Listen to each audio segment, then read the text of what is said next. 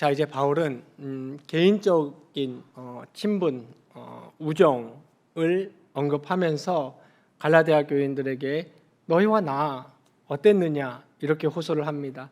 기억나시나요? 갈라디아인들 개인적인 성령 체험, 예수 믿었을 때 너희가 어땠는지에 호소를 했습니다. 그리고 복음과 자유함에 대해서 설명을 하려고 말이죠. 율법은 아니다. 복음과 자유함, 오직 예수 그리스도의 은혜로 인한 믿음이다를 설명하려고. 그 다음에 이제 성경을 예를 들었습니다. 그래 좋다. 너희가 모세를 아브라함을 그토록 떠봤더니 이건 역시 복음을 위한 거였다. 성경 얘기를 하고 또 구속사적으로 역사적으로 얘기를 했어요. 이제 마지막으로 바울은 너와 나, 너희와 우리 어떠했느냐 이런 개인적인 우정을 토대로 해서 개인적인 우정에 호소하기 시작하는 겁니다. 12절에 보면 형제들아 내가 너희와 같이 되었은즉 너희도 나와 같이 되기를 구하노라 너희가 내게 해롭게 하지 아니하였느니라 라고 했습니다. 여기 나중에 19절에 가면 자녀들아 이러는데 여기서는 또 형제들아 이래요. 바울이 얼마나 지금 간절한지 느낄 수 있겠죠. 우정에 호소하고 영적 아비됨에 호소하는데 여기는 우정에 호소하면서 내가 너희와 같이 되었다 이 말은 두 가지 의미로 우리가 이해를 할 수 있습니다. 첫 번째는 나는 원래 유대인이고 지독한 유대주의자, 누구보다 율법주의자였는데 이방인들 너희들 율법도 아예 없고 율법도 안 주어지고 율법도 모르는 내가 너희와 같이 되었다. 이 말은 내가 원래 율법에 갇혀 있었는데 이제 자유하게 되었다. 내가 너희와 같이 되었다. 이 말입니다. 그리고 또 한 가지는 아마 두 번째 이 지금 이제 설명드리려고 하는 이 의미가 더 강조점이 있을 겁니다. 사도 바울은 복음을 전하기 위해서 고린도전서 9장 같은 데 보면 뭐라고 얘기했습니까? 내가 유대인에게는 유대인처럼 약한 사람에게는 약한 사람처럼 내가 상대방처럼 되겠다. 왜 그런다고 했죠? 내가 그리스도의 복음을 전파되기만 한다면이야. 그래서 이런 의미에서 바울은 내가 너희와 같이 되었다라고 얘기하고 있는 겁니다. 아마도 갈라디아인이라는 이 이방인들의 문화와 그리고 풍습과 그들의 정서에 똑같이 맞춰서 그들을 대했던 것 같아요. 왜 그렇습니까? 복음을 전하기 위해서죠. 여러분들도 많이 접해 보셨을 거예요. 선교사님들이 선교지 현지에 가면 가장 먼저 하시는 것이 무엇이죠? 현지 문화와 정서에 동화되는 겁니다. 원주민 있는 데 가면 그들의 옷을 입고요. 그들의 음식을 먹고 인도 같은 데 가서 복음 전하면서 이렇게 식탁 교제하는데 다들 손으로 카레 먹는데 자기 혼자 숟가락 젓가락 쓰면 그 분위기가 어떻게 되겠어요? 복음을 위해서라면 선교사님들이 손으로 카레를 먹고 그렇게 내가 너희와 같이 되었다. 사도 바울은 이렇게 얘기하는 겁니다.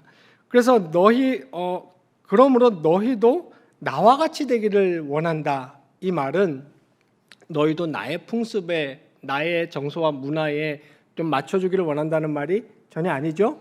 이 말은 첫 번째 설명을 드렸던 나는 유대인으로서 이제 유대 율법을 버리고 복음으로만 자유하고 은혜 받고 구원받았으니 너희도 나와 같이 이렇게 되기를 원한다 이 말입니다. 굉장히 아이러니하죠. 원래 유대주의자였던 사람은 복음의 자유함을 얻었는데 거꾸로 갈라디아인들 원래 율법 없고 유대주의자가 아니었던 사람들이 지금 어디로 가려고 하는 거예요? 유대주의의 행위구원으로 지금 가려고 하는 거예요. 아이러니한 상황이 되었습니다. 그래서 나처럼 되기를 바란다. 거기에 갇히지 말고 은혜로 그리고 자유함으로 구원받아야 된다. 이 얘기를 하는 겁니다. 너희가 내게 해롭게 하지 아니하였다. 이 말은 처음에 너희가 나를 이방인이고 유대주의자고 낯선 사람이지만 잘 대해주었다 이 말인데 이 내용을 좀 더 구체적으로 풀어서 계속해서 이야기하고 있습니다. 13절에 보십시오. 내가 처음에 육체의 약함으로 말미암아 너희에게 복음을 전한 것을 너희가 아는 바라 이랬습니다. 이 구절이 뜻하는 바는 무엇이냐면 여기 13절에 나와 있는 육체의 약함이란 것은 사도 바울이 갖고 있었던 병을 말하는 것 같아요. 사도 바울이 여러분 잘 아시죠? 하나님께 육체의 가시라고 표현을 하면서 이것을 좀 낫게 해달라고 없애달라고 하나님께 3번 기도했는데 하나님이 내 은혜가 네게 족하다 그러면서 그 간구를 거부하심으로 응답해 주셨고 이제 사도 바울은 어떤 굉장히 심각한 질병이 있었던 것 같습니다. 학자들은 몇 가지 추측을 합니다. 안질, 눈에 관한 질병, 이렇게 그런 질병이 있었던 것 같다라고 추측을 하기도 하고 몸이 굉장히 가려움증 같은 게 있었던 것 같다라고 추측을 하는데 알 수는 없죠. 사도 바울이 단순히 육체의 가시라고만 표현했기 때문에 분명한 것은 하나님께 너무나 간절히 원할 정도로 그 사도 바울을 괴롭혔던 것 같아요. 여기서 육체의 약함으로 말미암아 너희에게 복음을 전했다 이 말은 사도 바울이 갖고 있던 그 병을 치료하기 위해서 혹은 호전시키기 위해서 고산지대, 고지대인 갈라디아 지역을 사도 바울이 방문했던 것 같습니다. 그 당시 지중해 연안에서 얻었던 그런 풍토병 같은 것을 치유하거나 호전시키기 위해서 갈라디아 고산지대로 많이 가서 거기서 휴양 같은 것을 취했었거든요. 그래서 여기서 사도 바울은 가서 치유하고 치료에 힘쓰면서 그러고 있었겠습니까? 사도 바울이 어떻게 했겠어요? 당연히 복음 전했겠죠. 그래서 자연스럽게 바울이 거기 갈라디아인들에게 갈라디아 고산지대에 가서 자기 병을 치유하면서 갈라디아인들에게 복음을 전했던 거예요. 그래서 생겨난 교회가 이 갈라디아 교회입니다. 그래서 지금 이 말하는 겁니다. 13절에 내가 처음에 육체의 약함으로 말미암아 너에게 복음을 전한 것을 안다. 이 말을 풀어서 하자면 내가 육체의 병을 치료차 거기에 가서 그 기회를 타서 너에게 복음을 전한 것을 너희가 알지 않느냐. 지금 이 말을 하는 겁니다. 하나님은 이렇게 우리가 잘 알듯이 우리 고난과 연약을 통해서도 역사하시는 분입니다. 오늘 본문이 그 얘기를 하진 않지만 우리는 성경 곳곳에서 그런 교훈을 충분히 배울 수 있습니다. 어떤 어려움과 역경과 고난차 나는 그 주제에 집중하였지만 하나님은 그것을 통하여 섭리하시고 역사하시고 하나님의 뜻을 이루어 가시는 분입니다. 고난을 조장하시고 고난을 일으키시는 분은 아니에요. 고난은 여러분 잘 알듯이 타락이라는 사건으로 인해서 인간의 죄 때문에 이 세상에 있게 된 것입니다. 하지만 하나님은 그 고난에 지지 않으시죠.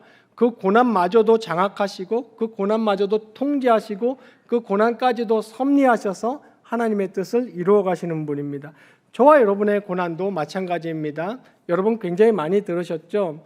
복음이 분명히 말하는 것은 신자의 고난에는 분명한 이유가 있습니다. 하나님의 이유 없이 하나님의 의도 없이 그냥 애매히 당하는 신자의 고난은 이 세상에 하나도 없어요. 신자의 모든 삶은 하나님의 의도와 그리고 손 안에 있는 것입니다. 14절에 조금 더 자세히 얘기하기를 너희를 시험하는 것이 내 육체에 있으되 이것을 너희가 업신여기지도 아니하며 버리지도 아니하고 오직 나를 하나님의 천사와 같이 또는 그리스도 예수와 같이 영접하였도다. 지금 이 14절의 이 말은 굉장히 놀라운 얘기예요. 우리 21세기 한국 문화에서 이걸 읽으면 별 놀라울 것이 없지만 이 1세기 그레코 로만 사회에서 지금 이 사실은 굉장히 놀라운 사실입니다. 왜냐하면 여기 사도 바울이 너희를 시험하는 것이 내 육체에 있었다. 이 표현이 무슨 말이냐면 내 육체에 있었던 것은 아까 병이라 그랬죠. 그 당시 고대 사회에서 사람들은 어떤 사람이 빨리 치유 안 되는 만성적인 질병을 갖고 있거나 혹은 치유할 수 없는 그런 병을 갖고 있으면 고대 사회에서는 어떻게 여겼냐면 이 사람은 신의 저주를 받은 거예요. 신의 저주를 받은 것이고 이 사람의 삶 자체는 이미 신으로부터 버림받았다는 생각을 갖고 있습니다. 그래서 그 당시 사람들은 병이 빨리 안 낫고 병이 치유가 안 되면 오히려 숨겼어요. 나 다 나았어, 나 멀쩡해 이럴 정도로. 그 당시 사고방식은 그랬거든요. 그래서 가까이 안 하고 그리고 멀리 했습니다. 여기 너희를 시험하는 것이 내 육체에 있었다, 이 말이 그 말입니다. 그 사람들이 바울이 갖고 있는 질병으로 인해서 시험에 들 수 있었겠죠, 신앙이 없는 사람이라면. 그런데 이것을 너희가 업신여기지도 아니하고 받아줬던 거예요. 완전히 그 당시의 정서와 그 당시의 사고와는 아주 다르게 이 사람들은 행동하고 있었습니다. 또 버리지도 아니하고, 나를 버리지도 아니하고, 버리죠, 내다 버리죠. 그 당시 이제 나병 같은 거는 진짜 아예 말 그대로 사람을 내다 버렸거든요. 나를 버리지도 아니하고 오히려 더 나아가서 나를 하나님의 천사처럼, 예수 그리스도처럼 나를 오히려 영접해 주었다, 나를 환대하고 받아 주었다. 이런 아주 뜨거운 우정을 지금 사도 바울은 그 사람들에게 상기시키고 있는 겁니다. 이것이 어떻게 가능합니까? 여기 굉장히 중요한, 오늘 여러분이 잊지 말으셔야 되는 복음이 있기 때문에 가능한 거예요. 복음이 거기에 있었어요. 이 이방인 바울이라는 사람과 갈라디아인들 사이에 어떻게 이 불치병과 난치병, 만선병을 가지고 치료하러 온 사람인데도 그 당시 정서와는 반대되게 업신여기지도 않고 버리지도 않고 오히려 천사처럼, 그리스도처럼 환대할 수 있었겠습니까? 13절에서 바울이 말한 너희에게 복음을 전한 것, 이 복음이 있었기 때문에 이것은 가능한 겁니다. 한마디로 말하자면 바울이 전했던 그 복음이 이 사람들에게 들어간 거죠. 이 사람들이 그 복음을 믿었던 거고, 이 사람들이 그 복음의 은혜를 받았던 겁니다. 그렇기 때문에 바울은 복음만 전했겠습니까? 복음의 정신을 똑같이 전했겠죠. 바울의 모든 서신은 결국 무엇이라고 제가 말씀드렸나요? 사복음서에 있는 예수님의 가르침의 주석이 바울의 서신이라고 얘기했습니다. 예수님이 하나님 나라와 복음을 전하면서 동시에 어떤 것도 전했습니까? 고아와 과부를 업신여기지 말고 인격으로 대하고 존중하고, 센세이션하죠.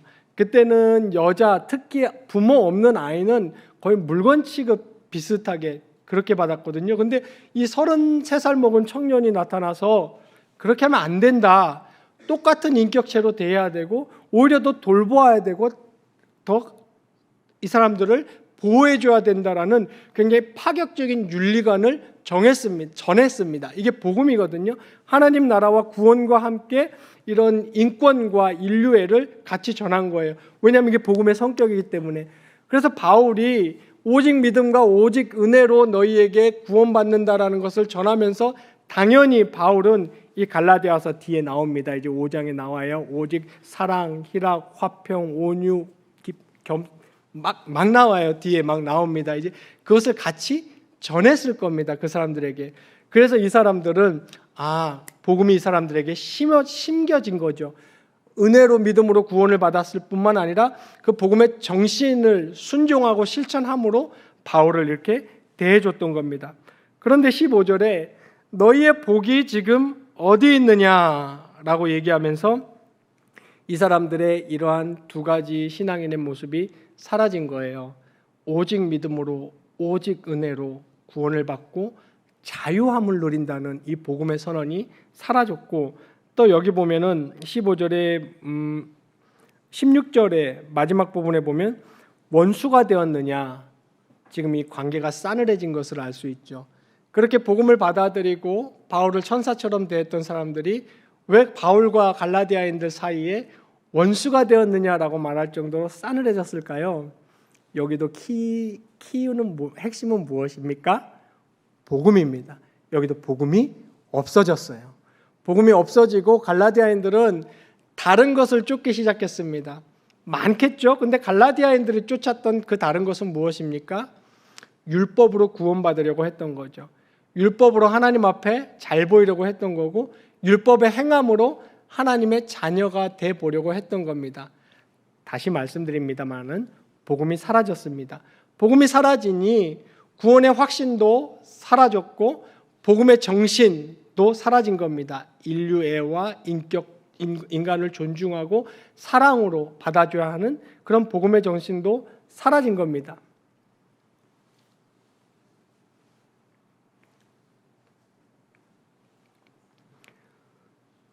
그래서 15절에서 지금 바울이 말하는 것은 너희의 복이 지금 어디에 있느냐? 이 복이 그 갈라디아 교인들이 누렸던 구원의 복, 자유함의 복, 그리고 복음의 전신, 겸손과 사랑과 상대방을 존중함의 그 복이 어디 있느냐?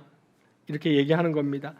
내가 너희에게 증언하노니 너희가 할 수만 있었더라면 너희의 눈이라도 빼어서 나에게 주었으리라. 그만큼 갈라디아인들은 바울을 사랑했고 바울도 갈라디아인들을 사랑했던 겁니다.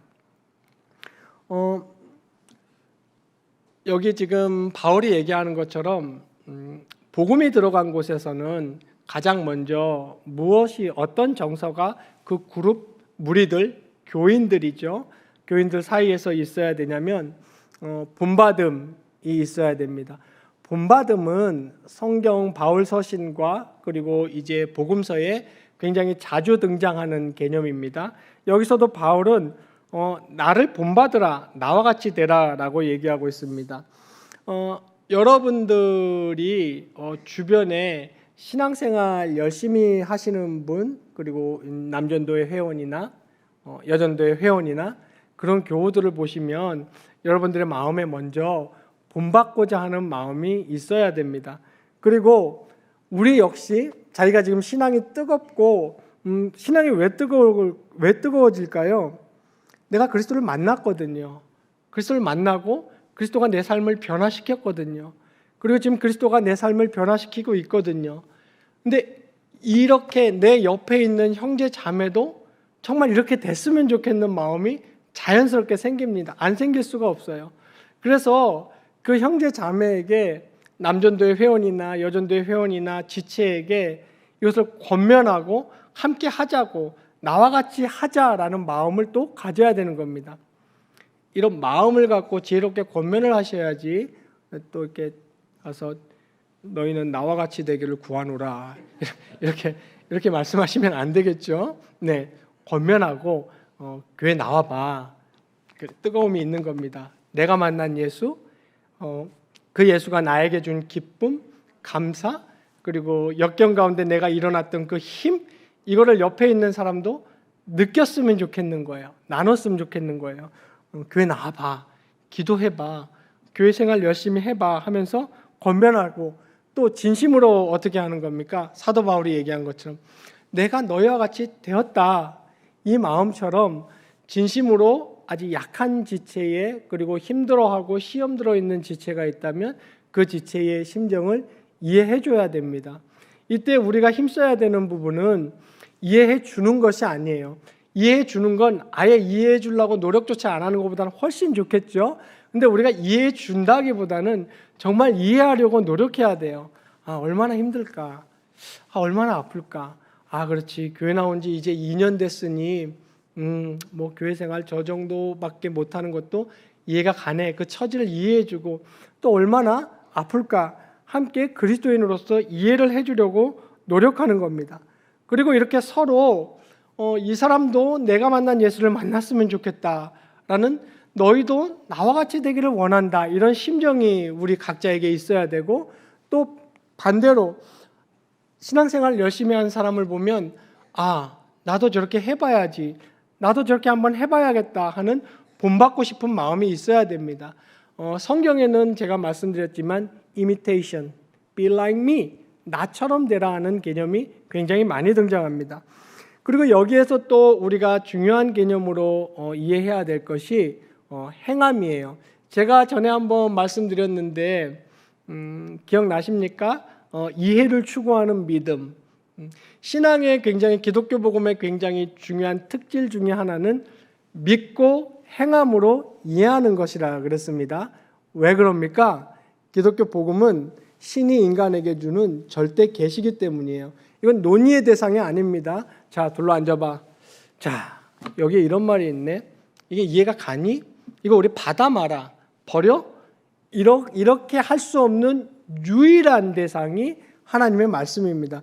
그렇기 때문에 이거는 이해를 먼저 추구하고 완전히 이해가 되고 완전히 내 것으로 마음에 탁 들어왔을 때 하는 것보다는 일단 순종하고 실천하는 겁니다. 그때 이해가 되는 것이 기독교 신앙의 중요한 성격 중에 하나예요. 그래서 중세 신학자